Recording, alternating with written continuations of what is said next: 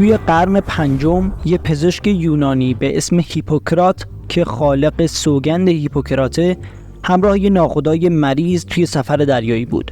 ناخدا از یه عفونت بدخیم رنج می‌برد که باعث می‌شد فک‌هاش به هم فشار داده بشن، دندونهاش قفل بشن و عضلات گردن و ستون فقراتش دچار اسپاسم و گرفتگی بشن. هیپوکرات با دقت این علائم رو ثبت کرد ولی نتونست این بیماری مرموز رو درمان کنه و 6 روز بعد ناخدا تسلیم بیماری شد. این روزا ما میدونیم که این گزارش یکی از اولین موارد ثبت شده بیماری کوزازه و خوشبختانه پزشک‌های پزشکی مدرن برای مقابله با این عفونت خاص خیلی نسبت به قبل آماده ترند.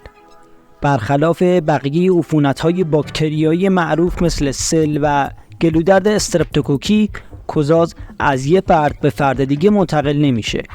در عوض باکتری عامل بیماری کوزاز که به اسم کلستریدیوم تتانی شناخته میشه از طریق برش‌ها و زخم‌ها بدن رو آلوده میکنه. این محل‌های عفونت دلیل اصلی ارتباط قوی کوزاز با میخ‌های زنگ زده و قراضه‌های فلزیه که میتونن زخم‌های این شکلی رو ایجاد کنن.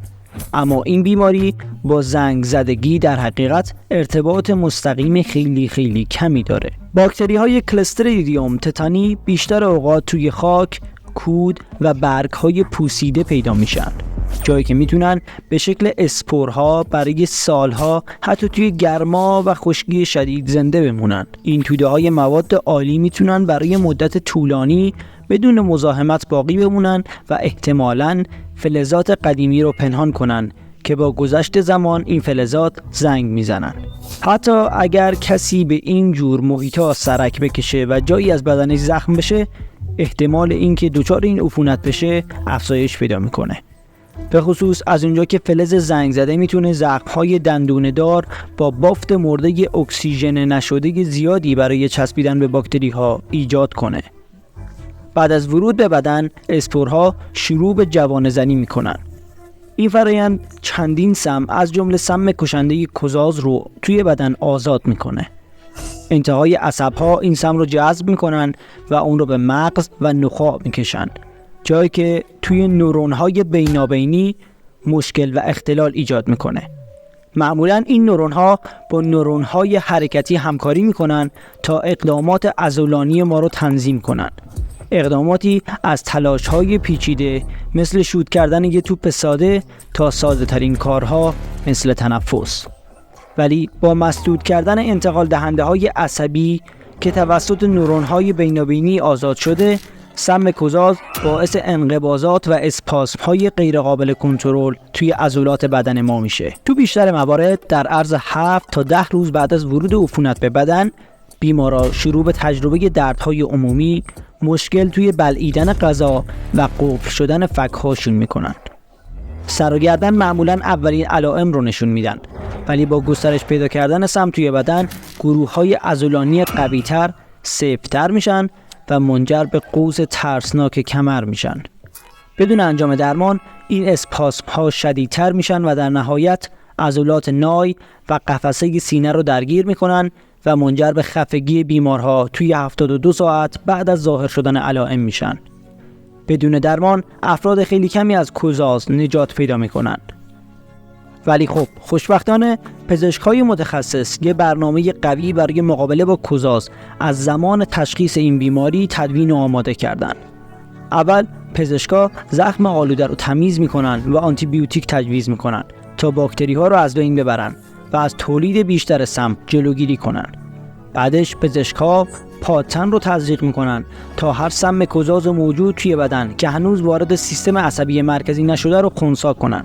در نهایت بیمارا دوره چند هفته‌ای مراقبت حمایتی نقاهت رو شروع میکنن که میتونه شامل کارهایی مثل داروهای شل کننده عضلانی برای متوقف کردن اسپاسم‌ها و دستگاه‌های تهویه یا ونتیلاتور برای جلوگیری از خفگی باشه.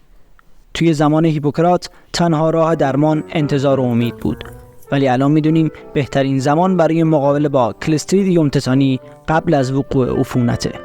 واکسن‌های کوزاز که توی اوایل دهه 1920 میلادی توسعه پیدا کردن، برای پیشگیری از کوزاز و توقف گسترش اونها خیلی مهمن.